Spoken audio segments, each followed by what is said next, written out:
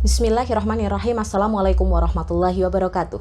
Selamat pagi dan salam sejahtera untuk kita semua. Yang saya hormati Ibu Bapak dosen penguji, yang saya hormati Profesor Mahfud Solihin, Master of Accounting PhD, selalu dosen pembimbing, serta teman-teman yang berbahagia. Pada kesempatan ini, perkenalkan saya Tias Kurniasari dari Prodi Magister Sains Akuntansi untuk mempresentasikan proposal penelitian tesis saya yang berjudul Tekanan Institusional dan Pengungkapan SDGs, sebuah investigasi empiris lintas negara.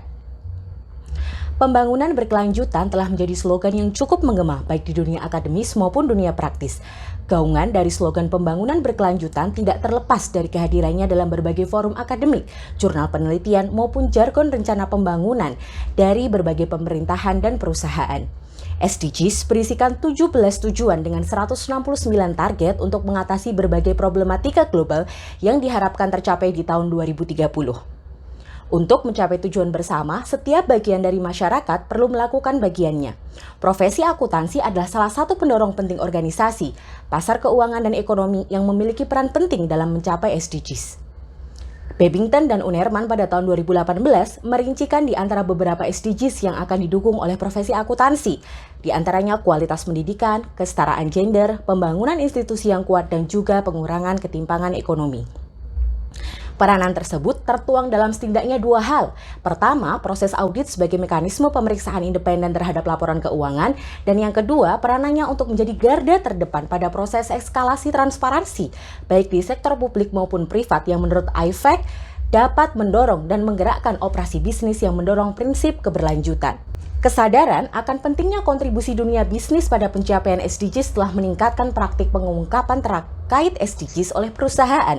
Hal ini dibuktikan dengan sebuah penelitian oleh Scott dan McGill pada tahun 2019 yang menganalisa 1.100 laporan perusahaan dari 31 negara dan menemukan bahwa 72% dari sampel perusahaan telah menyebutkan SDGs dan 59% telah menjadikan SDGs sebagai referensi laporan keberlanjutan serta 34% perusahaan telah mengintegrasikan ke dalam strategi bisnis mereka. Bukti yang senada juga dapat ditemukan dalam penelitian rutin yang dilakukan oleh RMIT University dan CPA Australia dari tahun 2018 hingga 2020. Dengan menggunakan sampel ISX 150 dan konten analisis, hasil dari penelitian tersebut menunjukkan bahwa selama 3 tahun terjadi peningkatan cukup signifikan hingga 68% pada perusahaan yang menyebutkan SDGs dalam laporan tahunan, serta 70% peningkatan pada prioritasi SDG pada laporan tahunan. Kontribusi penelitian ini dapat dilihat pada peranannya untuk setidaknya mengatasi 3 keterbatasan dalam penelitian terdahulu. Berkaitan dengan keterbatasan dalam pengukuran pengungkapan SDGs, penelitian terdahulu masih terfokus hanya pada adopsi SDGs dengan hanya mengukur ada atau tidaknya item Sustainable Development pada laporan tahunan perusahaan maupun pada tujuan spesifik dari 17 tujuan SDGs.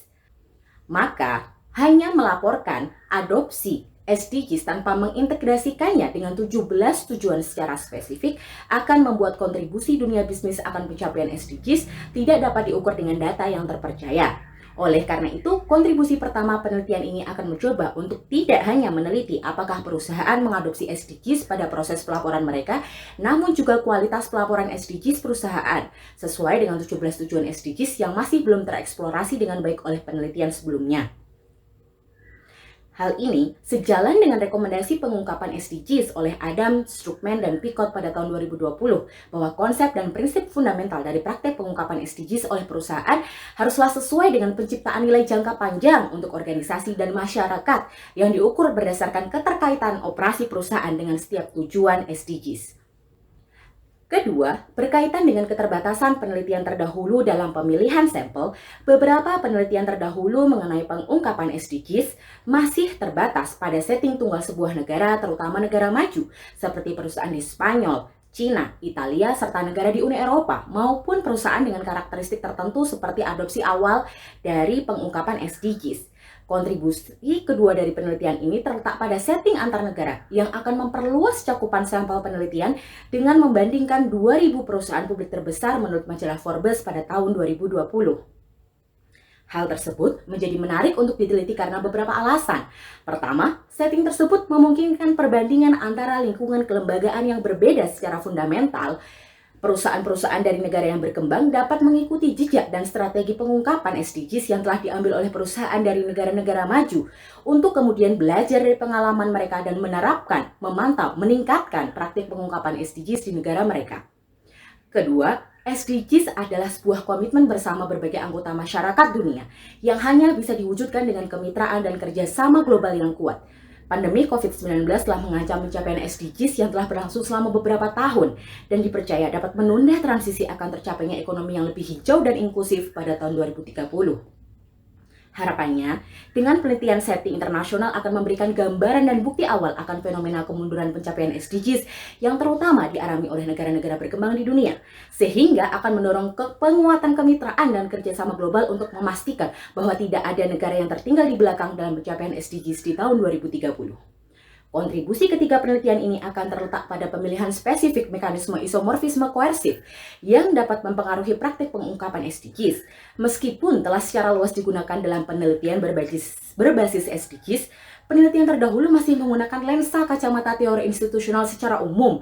Belum terdapat penelitian yang secara khusus meneliti pengaruh isomorfisme koersif pada praktik pengungkapan SDGs. Padahal mekanisme ini adalah salah satu bentuk tekanan yang paling mengikat dan formal dalam bentuk mandat dan regulasi yang dapat mempengaruhi praktik pengungkapan perusahaan. Oleh karena itu, penelitian ini akan menjawab setidaknya 4 pertanyaan penelitian mengenai sejauh mana tingkat pengungkapan SDGs dilakukan oleh perusahaan-perusahaan besar di dunia, dan juga akan melihat apakah kualitas regulasi keberlanjutan, dan kekuatan standar audit dan pelaporan akan berpengaruh terhadap tingkat pengungkapan SDGs. Kepada akademisi akuntansi, penelitian ini akan memperkaya literatur dan bukti ilmiah berkaitan dengan peran tekanan formal terhadap pengungkapan SDGs dan menjadi gerbang awal bagaimana akuntansi dapat berkontribusi menjadi salah satu sustainability science. Selain itu, penelitian ini juga diharapkan dapat menjawab tantangan keberlanjutan yang oleh Babington dan Unerman pada tahun 2018 dijelaskan dapat didorong dan dicapai melalui berbagai kebijakan dan praktik akuntansi. Bagi para praktisi akuntansi, hasil dari penelitian ini diharapkan dapat memancing dan menarik lebih banyak perusahaan untuk ikut serta secara aktif dalam menerapkan nilai yang mendukung SDGs baik di tingkat strategis, operasi, maupun pelaporan. Kepada pemerintah, hasil penelitian ini diharapkan dapat menjadi pertimbangan terkait dengan pembuatan kebijakan maupun regulasi yang dapat mendukung serta mempromosikan praktik SDGs melalui kualitas regulasi keberlanjutan maupun melalui standar audit dan pelaporan yang berkualitas. Argumen utama dari teori institusional yang disampaikan oleh Dimagio dan Powell 1983 akan berhubungan dengan bagaimana struktur di sekitar organisasi akan membentuk pedoman otoritatif dan perilaku organisasi untuk mempertahankan legitimasi dari para pemangku kepentingan. Selanjutnya, struktur tersebut akan membentuk kesamaan praktik atau isomorfisme yang dapat diartikan sebagai proses homogenisasi praktik perusahaan yang berada pada lingkungan atau struktur yang seragam.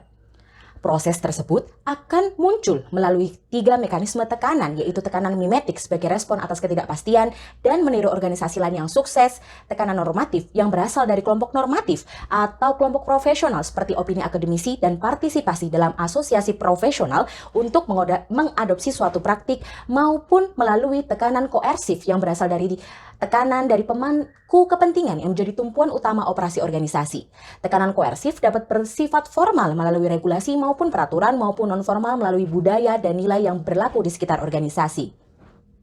Kesesuaian teori institusional pada penelitian ini dapat dilihat pada setidaknya 3 hal. Pertama, teori ini akan memberikan perspektif komplementer dari teori legitimasi dan teori stockholder sesuai dengan argumentasi Digan 2014. Kedua, teori ini akan memberikan gambaran yang lebih menyeluruh apabila digunakan untuk penelitian lintas negara sesuai dengan argumen Scott 2005 dan Campbell 2007.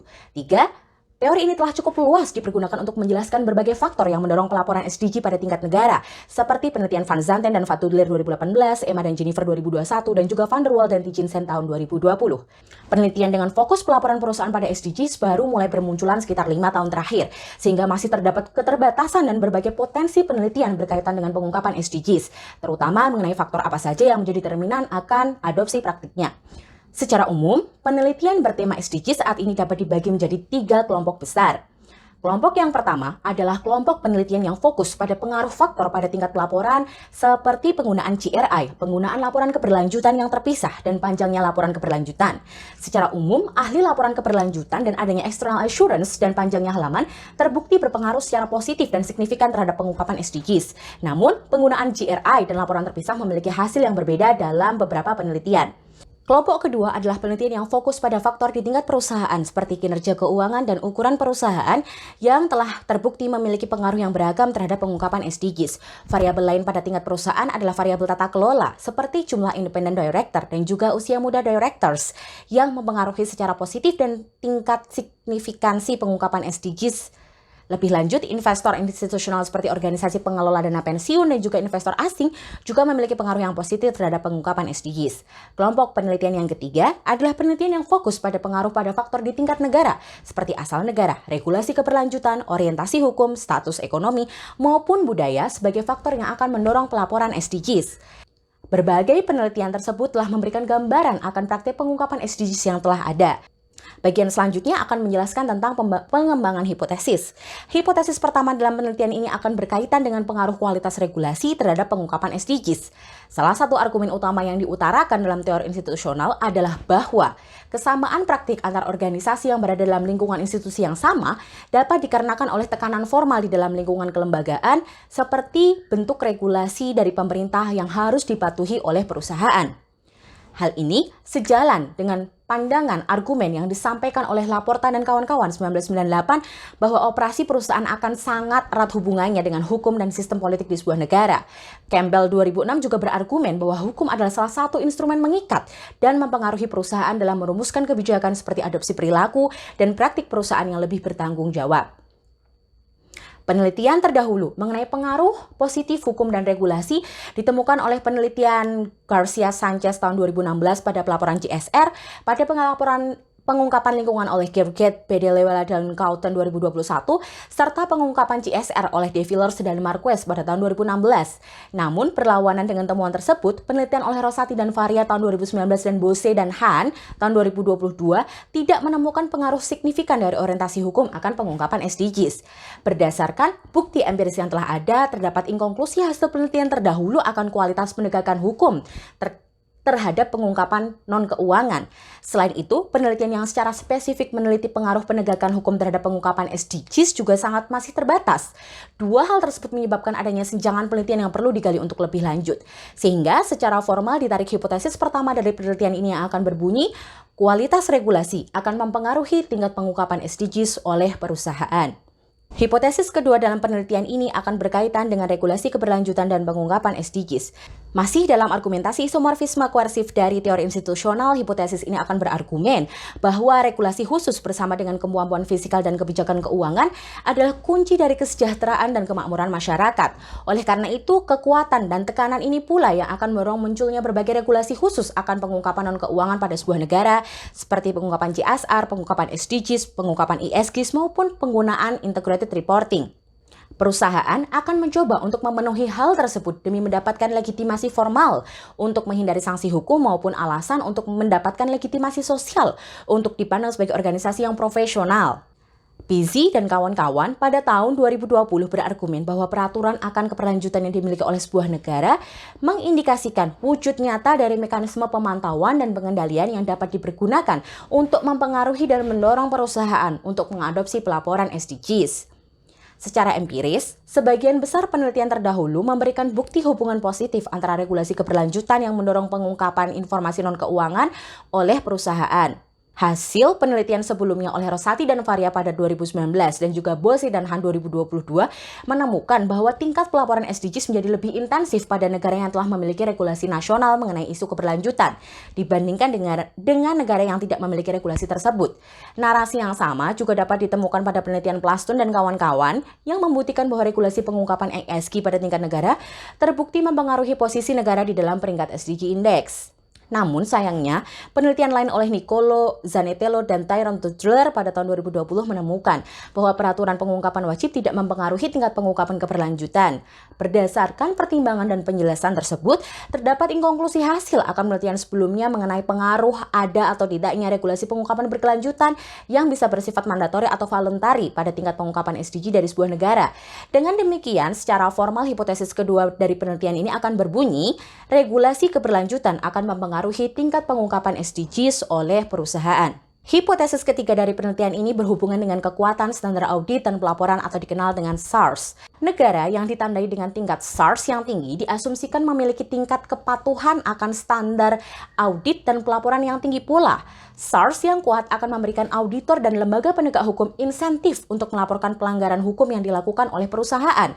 Berkaitan dengan isu keberlanjutan, bagi perusahaan, infrastruktur ini juga akan memberikan dorongan bagi perusahaan untuk secara aktif melakukan kegiatan yang mendukung isu keberlanjutan dan melaporkan kegiatan tersebut kepada para stakeholder demi mendapatkan legitimasi formal maupun legitimasi sosial.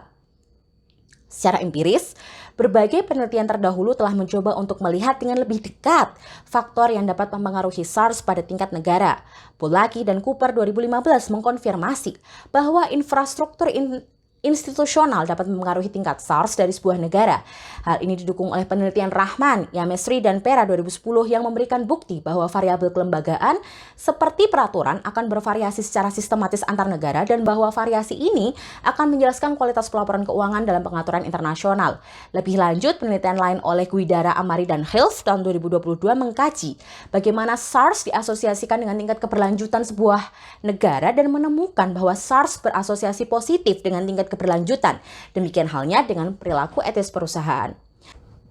Namun, kesenjangan penelitian muncul saat belum adanya studi empiris lintas negara tentang apakah SARS akan mempengaruhi pengungkapan SDGs perusahaan. Padahal SARS adalah bagian dari integral dari transparansi sebuah perusahaan yang akan menjadi relevan untuk bisnis, pemerintah, dan investor dan dapat memberikan tekanan yang formal kepada perusahaan untuk mengungkapkan praktik berkelanjutan yang telah dilakukan. Penelitian ini adalah penelitian pertama yang akan meneliti kemungkinan SARS dalam mendorong praktik pelaporan SDG oleh perusahaan pada tingkat internasional. Dengan mengetahui hal tersebut, diharapkan bahwa negara-negara yang memiliki regulasi audit dan pelaporan yang lemah akan dapat memetik pelajaran dan strategi dari negara-negara dengan regulasi audit dan pelaporan yang kuat. Dengan demikian, secara formal hipotesis ketiga dari penelitian ini akan berbunyi, kekuatan standar audit dan pelaporan akan mempengaruhi tingkat pengungkapan SDGs oleh perusahaan. Pengungkapan SDGs dalam penelitian ini akan diukur dalam menggunakan indeks pelaporan 17 item SDGs seperti yang dilakukan oleh Bose dan Han 2022. Data tersebut diambil dari database Refinitiv Thomson Reuters yang telah mengkompilasikan data perusahaan terkait item SDGs dari laporan tahunan maupun laporan keberlanjutan. Terdapat setidaknya 3 alasan yang mendasari penggunaan indeks pelaporan SDGs. Pertama, dengan menggunakan metode ini, kualitas pengungkapan SDGs dari sebuah perusahaan akan diukur dengan cara yang lebih akurat dibandingkan dengan pengukuran dikotomus yang ada pada penelitian sebelumnya. Kedua, metode ini telah cukup luas dipergunakan dalam penelitian terdahulu dengan basis SDGs, seperti penelitian oleh Salis tahun 2020, Nechita 2020, Van Zanten, Van Tulder 2018. Dan ketiga, penggunaan unweighted disclosure yang membobot seluruh pengungkapan SDGs secara sama akan memiliki alasan bahwa setiap item memiliki derajat yang sama pentingnya untuk diungkapkan oleh perusahaan berkaitan dengan SDGs disclosure. Skor pengungkapan untuk setiap perusahaan adalah sama dengan total item yang diungkapkan oleh perusahaan dibagi dengan total item maksimal yang mungkin dilakukan oleh perusahaan atau 17 item SDGs pada penelitian ini. Adapun pengukuran variabel lain yang akan dipergunakan dalam penelitian ini dapat dilihat pada tabel berikut ini. Variabel independen pertama yaitu kualitas regulasi akan diukur berdasarkan peringkat presentil suatu negara di antara seluruh negara yang terdapat dalam database World Governance Indicator pada tahun 2020. Kualitas regulasi akan bernilai 0 bagi negara dengan kualitas terendah dan 100 dengan negara dengan kualitas regulasi yang tertinggi. Variabel regulasi keberlanjutan akan diukur dengan mengadopsi pengukuran yang dilakukan oleh Maso dan kawan-kawan tahun 2020 yang mengkompilasikan nilai regulasi keberlanjutan dengan memberikan skor 1 untuk setiap regulasi pengungkapan wajib berkaitan dengan lingkungan, sosial atau tata kelola dari sebuah negara. Data tersebut diambil dari website Carrot and Stick yang merupakan proyek kerjasama dari GRI dan Stellenbosch Business School tahun 2020. SARS adalah variabel yang akan memberikan gambaran akan kualitas kelembagaan akuntansi dari sebuah negara. Nilai SARS akan diukur menggunakan tanggapan atas pertanyaan di survei opini eksekutif dari World Economic Forum dari berbagai negara di dunia untuk memberikan evaluasi tahunan akan aspek kekuatan standar audit dan pelaporan sebuah negara. Nilai SARS adalah rentang dari 1 sampai 7 dengan 1 mengindikasikan SARS yang lemah dan 7 SARS yang sangat kuat. Komite CSR dan kinerja ESG akan digunakan dalam penelitian ini sebagai variabel kontrol yang diambil dari database Thomson Reuters juga.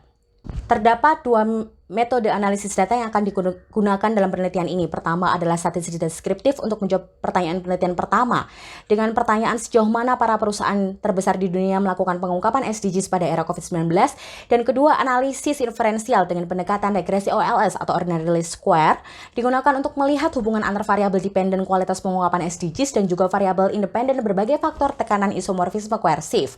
Model regresi yang akan digunakan dalam penelitian ini dapat dilihat pada persamaan 2. Sebagai prasyarat untuk melakukan analisis regresi, uji asumsi klasik yang akan dilakukan dalam penelitian ini meliputi uji normalitas, heteroskedastisitas, dan juga multikolinialitas. Mungkin cukup sekian presentasi saya sampaikan. Saya ucapkan terima kasih kepada Dewan Penguji, dosen pembimbing, serta teman-teman yang telah berpartisipasi secara aktif dalam memberikan pertanyaan maupun masukan untuk pengembangan tesis saya ke arah yang lebih baik. Untuk itu saya ucapkan terima kasih sebanyak-banyaknya. Wabillahi taufiq wal hidayah. Wassalamualaikum warahmatullahi wabarakatuh.